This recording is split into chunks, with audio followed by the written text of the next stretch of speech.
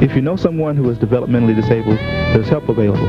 I talked to Ruth Murphy, who works with parents of developmentally disabled children.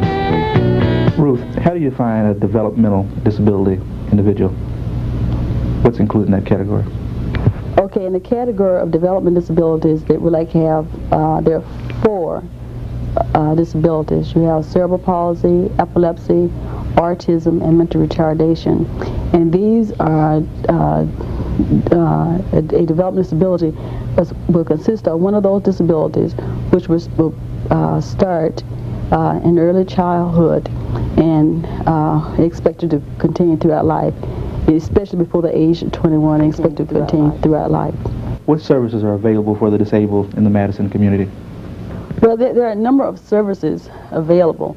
You have services available in the educational system, vocational system, community-based services. But the best way to find out the kind of particular service that you need would first to contact the 51-42-437 board in Madison. You would contact the DD coordinator, who is Curtis Whitaker. If you want to find out about services or whatever, your doctor a lot of times will be the one to tell you.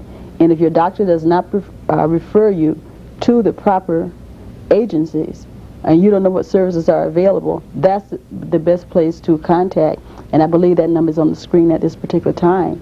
So those individuals could just call this number, and they will be told, you know, what services are available in the community, and they will be referred to particular agencies for services.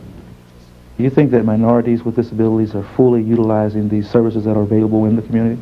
We feel that the minority community is not particularly using the services the way that they should. A lot of time it's not due to anyone's fault. Maybe you know, like particularly within minority community, we have a tendency to take care of our own. So therefore, we do not go out looking for services. And maybe it is someone's fault too, because they have not been told that the services are available for them. The outreach efforts have not been done the way they should be done, necessarily be done within the minority community.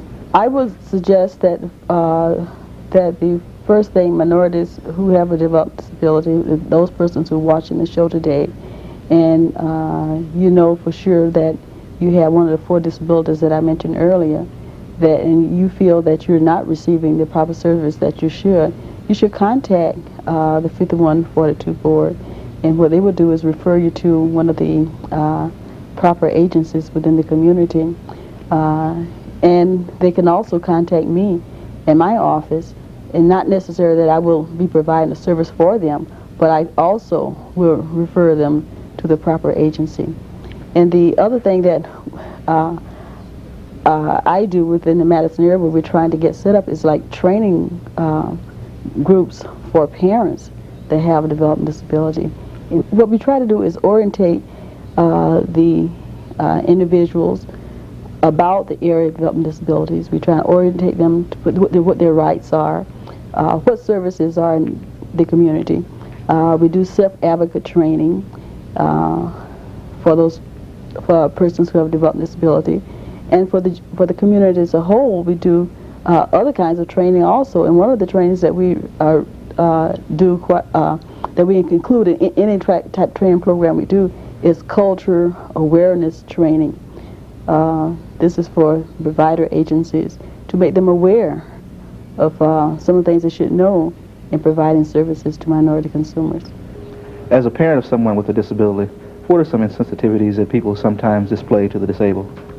I think for the more obvious handicapping conditions, some people tend to stare, have a general lack of sensitivity. For instance, if they are having a meeting or a party or something, they either don't want to invite people that you have to make extra accommodations for, or just simply forget about it because they are insensitive to the issues. I think some of the other things are, For instance, with my son, when I'd have to explain things to him, if we were on a shopping trip or if we were doing something, people just standing and staring and looking while I'm explaining something to him or helping him deal with something that we're doing. Let's talk about abilities. You know, people have a tendency to look at those with handicapping conditions and sort of pity them and sort of put them down. What about abilities? Yeah, I think that one of the most important things that parents, teachers, educators, or whomever have contacted and are working with people with disabilities should look at strengths. I know that with my son, everybody has limitations. I have a son and a daughter, and my daughter doesn't have any disability. She does very well in school. She's very athletic. But she has limitations, just like my son has. My son has limitations, they're just different. And when I work with him, and when I talk to teachers and other people who are working with him, that's the one thing that I emphasize, is that he does have some very obvious strengths, and he's got some, desire to achieve to a certain level. And I think that's true in all people, and you just have to look at people with handicapping conditions in the same way.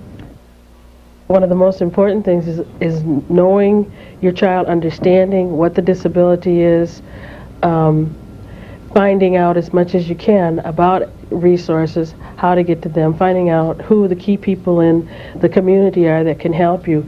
But basically, being your child's best advocate is the best thing that you can do.